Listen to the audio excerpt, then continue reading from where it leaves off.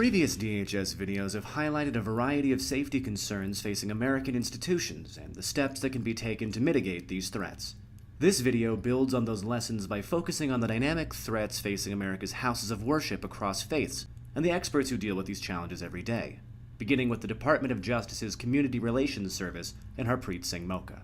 My stance has always been is to be proactive and be prepared. We want people to feel safe, and we want people to report and communicate more with law enforcement, whether they be from the Department of Homeland Security, whether it be from FBI, whether it be Department of Justice. If you're a place of worship and you have a couple of other places of worship, maybe a church here and a synagogue and a mosque all on the same street, find out, what are the issues that they're facing. As a group, you can work together to secure your premises. It's been done, it's continuing to be done, and we can, at the Community Relations Service, we can help them create a plan and do that. One of the things that I've seen where congregations who have been able to really develop a really holistic plan are ones where they're really engaging with everyone in their community. So one of the things that I would encourage is that they get involved with their local emergency managers, get to know, your first responders.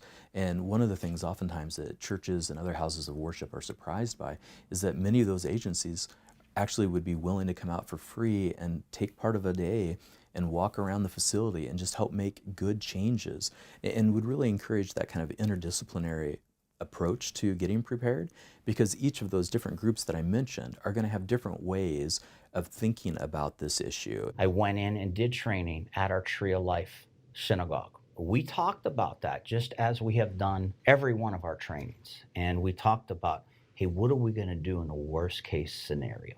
And unfortunately, it's exactly what happened in that building. In that, it wasn't so much a wake-up call as a call to action. It was a recognition that no matter where you are or how much you do, bad things can happen, and we need to be prepared for it. Working in partnership between local, state, and federal government with our other stakeholders, with other faith-based communities, what we've been able to do is work to really increase the level of preparedness for our community so that they know how we're training and preparing for active threat, active attacks, and we also have an opportunity to hear from them as to how they're going to respond so that there's a full understanding of that. And that familiarity, that understanding allows for more effective response, and it allows us to build communities of trust between the faith-based community and law enforcement. You more often than not fall back to your level of training. And that's what we have to do. We have to train and empower the community.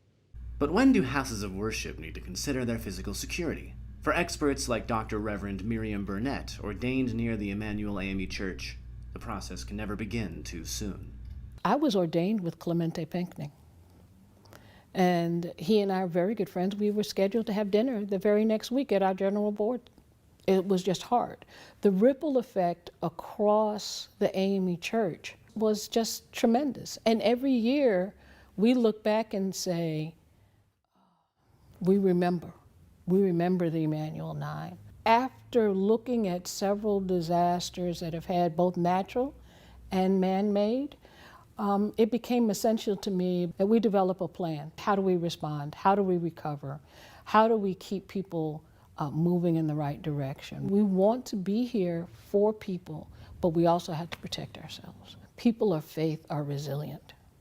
We have several things in common, but one of them is that our faith gives us the ability to stand back up again. And when we do that collectively, we're better for it. When I look at those shared values, whether they're American values or shared religious values, the amount that we do hold true overrides any of our differences. Standing with our non-Muslim neighbors is a big deal. The Jewish community has been targeted for things that the Muslim community has not been targeted for. Our Sikh community has also been targeted for things that we have not been targeted for. That doesn't make it any different. And in all of those instances, we come together and we stand united. While houses of worship face a number of unique challenges, they also possess a unique perspective into their communities. In collaboration, many believe that engagement with local communities can be an effective tool in mitigating hate-based crime targeting faiths. Oftentimes what we're seeing is that some of those instances are being traced back to hate crime types of issues or significant biases or prejudice that people may have against a particular religious group or faith community. Over the course of the last few years, we've seen a steadily rising trend of mosques around the country that are being targeted by hate. But on the flip side, we've also seen a lot of support for houses of worship as well. We've seen an unprecedented display of solidarity amongst diverse faith communities who are coming together and who are pledging to protect one another against hatred. You feel sort of an underlying angst that is definitely increased within our community, but at the same time, an incredible outpouring of support from the surrounding community. The tension between being welcoming and being secure is certainly a tough one.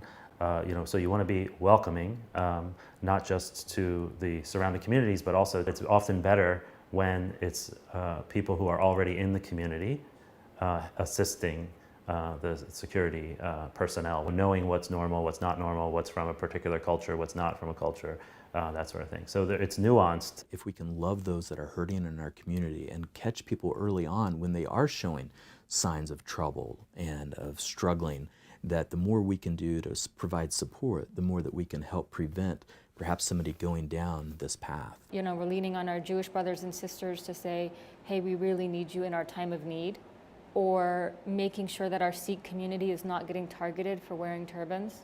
We're all there for each other. Education and information leads to tolerance. In 2012, trauma therapist Pardeep Singh Kalika lost his father in a shooting targeting the congregation of the Sikh temple in Oak Creek, Wisconsin.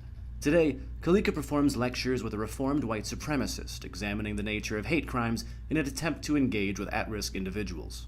The Sikh temple attack happened on August 5th, 2012. A white supremacist shot and killed 6 people.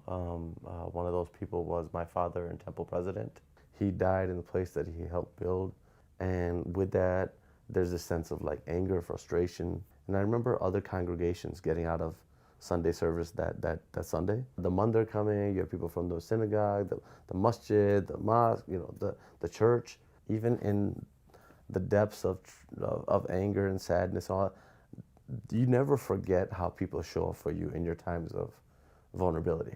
What we're doing now is a continuation of the 6 lives lost, and we'll address hate every single time it comes to our doorstep or into our place of sanctuary. We will respond with love, we will respond with compassion, and we will respond with forgiveness. And that forgiveness means that we are not going to lose track of who we are and what we represent to this American fabric and to the world. And so when places of prayer are attacked, you really attack the fabric of that particular community. Continue to do what you need to do. Continue on your mission. All we're saying is just be a little careful, keep an awareness of who's coming in, and just be a little more enlightened about, hey, there are some issues that are beyond our control that we need to take steps to address. The experts featured in this video have outlined a number of steps individuals can undertake to secure houses of worship across the United States. These efforts may begin with outreach to federal and local law enforcement, as well as introducing physical security measures, including, but not limited to, security cameras, personnel on site, and conducting physical risk assessments to identify potential gaps. Finally, engaging the community in an effort to build partnerships and identify individuals who may be in crisis before they engage on the pathway to violence.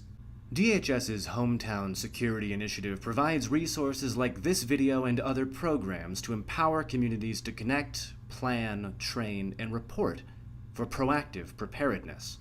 Other valuable partners include the FBI, FEMA, and Department of Justice, who are all ready and willing to help you reach your security goals.